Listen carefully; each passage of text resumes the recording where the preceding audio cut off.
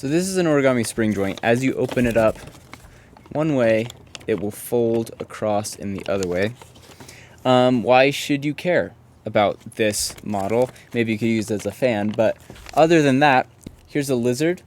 It's a frilled lizard, and if you pull up on its head, then the frill will pop out. And a spring joint is used in the back there to do that. An origami car, and the wheels on this car will turn because of a spring joint underneath. Two origami planes which fly at each other. Sometimes they crash, using massive spring joints on the bottom here. Here's a flying fish that uses a spring joint to fly across the water.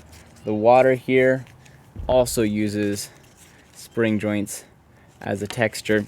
And so it's a really cool model to learn if you want to fold these kinds of things. And today I'm going to be giving a guide on how to fold it, how to look at crease patterns, and things like that. Okay, so before we get into the tutorial, I just wanted to give a brief overview of the history of spring joints.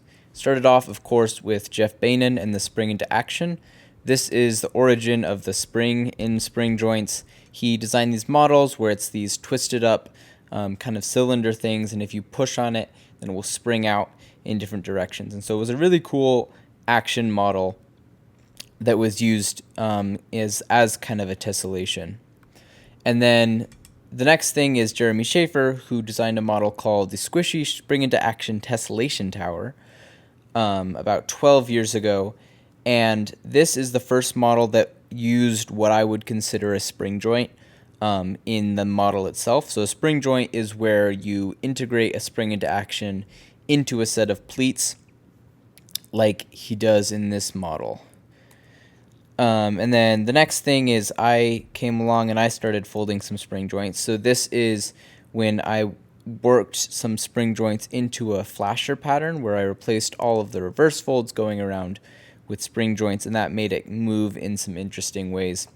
So I was playing around with it a lot, basically as a kid, and then as I have grown up and have continued to design origami, I've been working it into a lot of my models since then.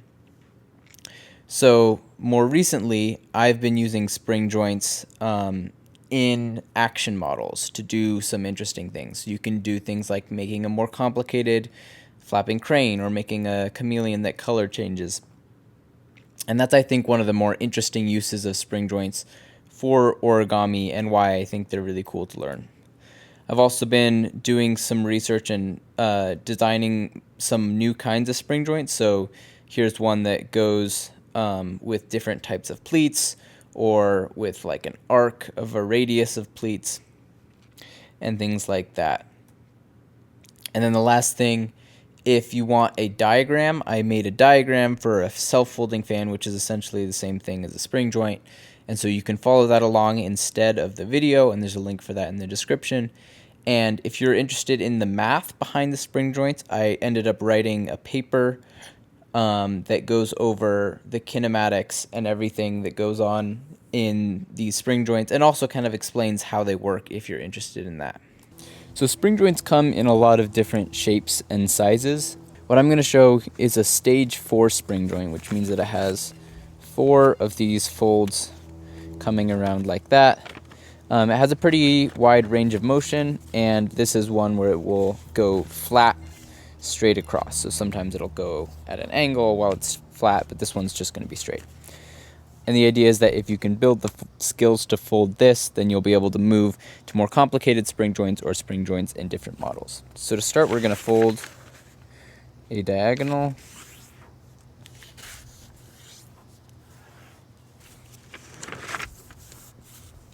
Fold in half.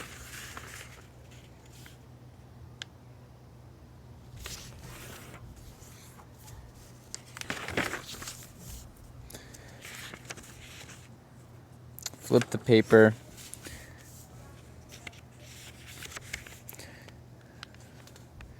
Fold the other 2 folds to make fourths.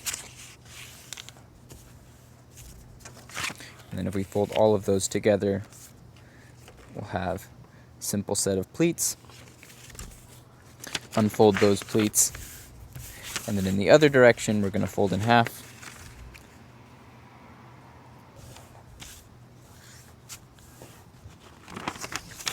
Next, we're going to make a fold that bisects the angle between the diagonal and the horizontal fold. That will look, and it will go through the center. That'll look something like this. Crease all the way across. Now we're going to use these as our reference to make the pre-creases for the spring joint. So to start, look at where this new fold intersects the edge at a point right here. And we are going to make a horizontal fold across where the edge meets that point.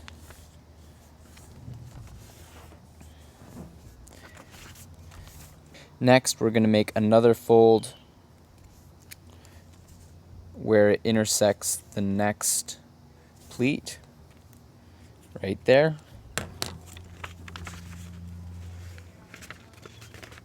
And you can also do this by pinching up the fold that we just made and folding it to the center line. And you can see that fold goes through our intersection from before. Now turn the paper and repeat those same two steps. So look for this intersection with the edge.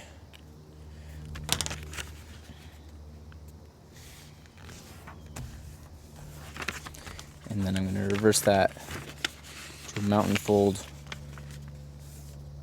we can fold into the middle for the other reference. Now we have all of our pre-creases for the spring joint. It's important to note the direction that these folds are going, especially these three in the middle. So right now these are all valley folds going across. And you want to make sure that you're on the side of the paper where all three of these folds are valley folds. Next, pleat those folds from before. Next, we're going to do a series of reverse folds using the folds that we just pre-creased. To start, since this is a reverse fold, we're going to reverse this pleat. So it's a valley fold here at the bottom, and then at the top we want to transition it to a mountain fold. The transition point is going to be right here where these two fold lines intersect.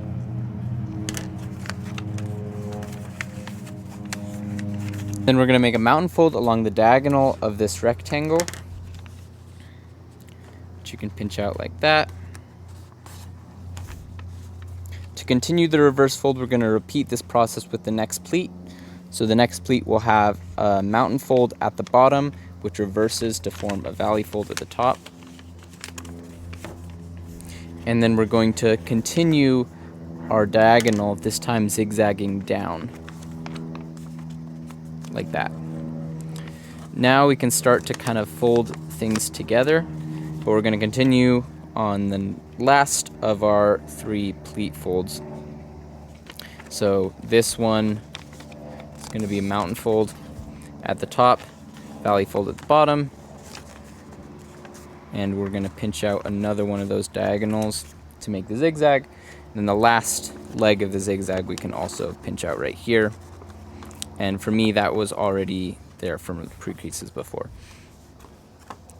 This is the first set of reverse folds, and now the model will fold flat, like so. You can see already, if you're opening up the pleats like you would with a spring joint, you're already getting a little bit of motion, because as you're opening it up, the paper wants to unfold to be completely flat. And that's the motion that we're going to be exploiting to make some more interesting dynamics with a full spring joint. The next step is we're going to add another stage. So we have our first set of reverse folds. In order to add another stage, instead of reversing the entire pleats like we did before, what you're going to do is you're going to pick the top point at one of these peaks of the zigzag. You're going to pop it in. So it used to be convex. We're going to push it in to make it concave. There's going to be a valley fold along the pre-creased line from before, and we're going to pinch out 2 mountain folds on either side to make the next set of reverse folds. These mountain folds are the same as before, where they go from the diagonal of these rectangles that we pre-creased earlier. Once you have that, it will fold flat by itself, and you can repeat the step on the next pleat.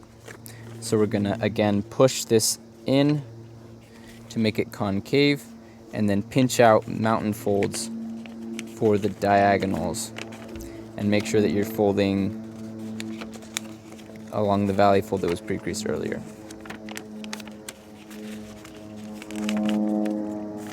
So we've added another stage to our spring joint, and you can see if you open it again, it will move a little bit further than it did before. The next step is to repeat that process one more time. This will get a little bit more tricky as the spring joint progresses, especially this step of inverting this vertex. But you can do it again. Remember, popping it in, making sure that valley fold is showing up, and then you can make those 2 mountain folds. And then we're going to continue with the other one, popping that in, folding it flat. Stage 3 moves even further. And then the last step, to repeat that one more time, inverting those, pinching them, and folding it flat.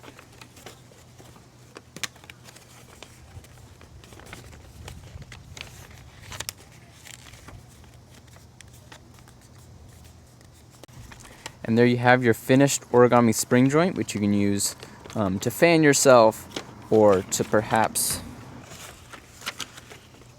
catapult something. And if you can master this model, then you're going to be able to fold and design some really cool things.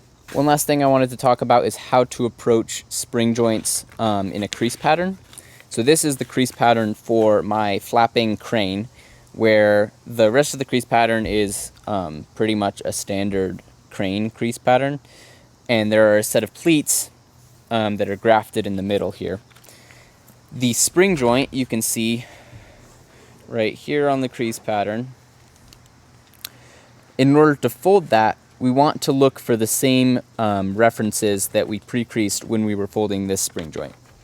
So in this case, it's those. There's going to be a fold there, maybe a fold at the bottom too. And then you're going to pre-crease all of these rectangles. You don't want to pre-crease these diagonals because it's a lot of work, and you can kind of do that thing as you're collapsing it.